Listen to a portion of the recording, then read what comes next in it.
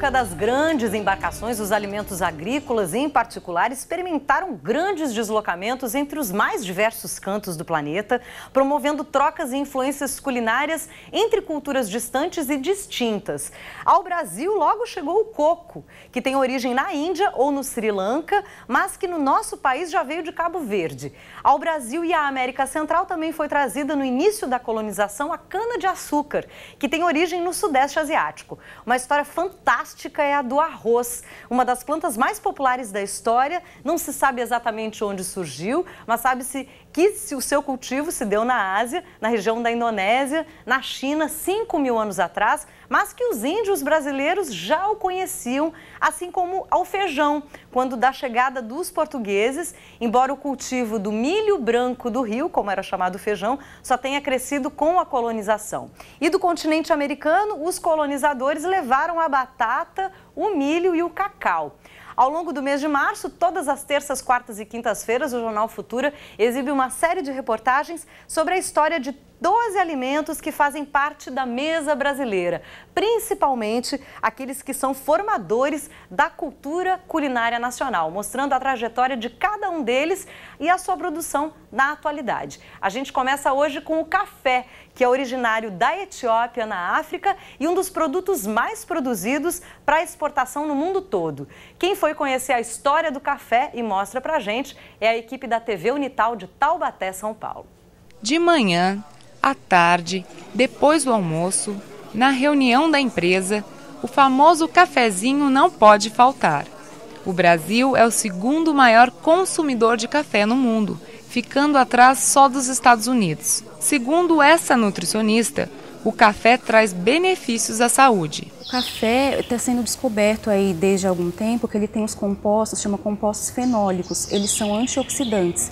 Então, como que isso funciona? A gente produz radicais livres no nosso corpo. Em quantidades adequadas não tem problema. Agora, se a gente produz em excesso, isso causa lesão celular, pode levar a um câncer. Esses compostos fenólicos, eles agem combatendo os radicais livres. Então, isso é uma ação boa que o café tem na nossa vida, em quantidade moderada. A cafeína é um estimulante do sistema nervoso central. Por isso, temos aquela sensação de agitação após tomá-lo. De uma maneira geral, a quantidade ideal seria no máximo 3 xícaras por dia, que daria uma quantidade de 300 miligramas de cafeína. Sempre lembrando que a gente tem cafeína em outros alimentos, né, como o chocolate, o refrigerante de cola, até alguns medicamentos, chás. Então, assim, não exceder as 3 xícaras seria o ideal. Hoje existem variações de café que atendem os mais diversos gostos. Para esse resultado, os produtores tiveram de buscar a inovação. O mercado do consumo do café cresceu, tecnicamente, a produção melhorou e isso abriu porta para a inovação. Então, eu tenho mercados consumidores e produtores de cafés de muitos tipos. Então, hoje no mercado, por exemplo, a gente tem cafés gourmet, café tradicional, café superior, os cafés tecnológicos. Então, você tem mercados produzindo coisas diferentes para públicos diferentes. E o responsável pelos cafés gourmets é o profissional barista. Marcelo trabalha no ramo há 8 anos e conta que a preparação do café é um ritual.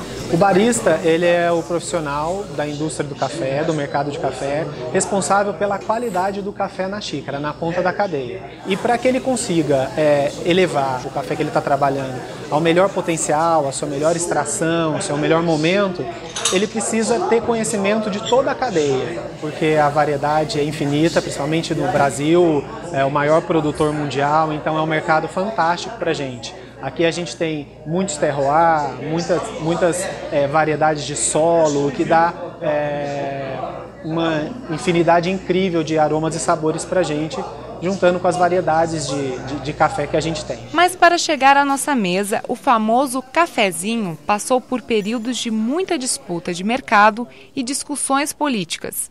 Até um acordo chamado Convênio de Taubaté foi fechado para aumentar o lucro com as plantações no país. No começo do século XX, para você ter uma ideia, de cada 4 xícaras de café consumidas no mundo, 3 eram originárias do Brasil. Foi feita uma reunião na cidade do interior de São Paulo, a cidade de Taubaté, onde se reuniram os governadores de São Paulo, Minas Gerais e Rio de Janeiro, os 3 grandes produtores de café daquele período, junto com justamente os representantes das casas bancárias.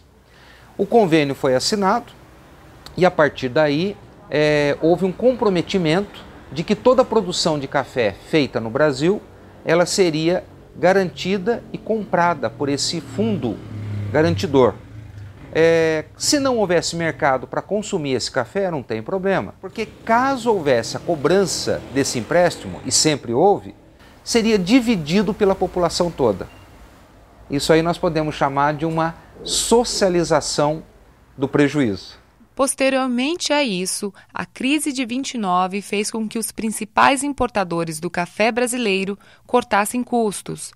Daí, então, surge o grande impacto na exportação, afetando o equilíbrio econômico do Brasil na época. Diria para você que talvez o principal item de herança do café seja o nosso costume brasileiro de tomar um cafezinho e, ao mesmo tempo, no nosso contato pessoal. Nós falamos um com o outro, nós falamos com os nossos amigos, com os nossos conhecidos. Aparece lá em casa para um cafezinho.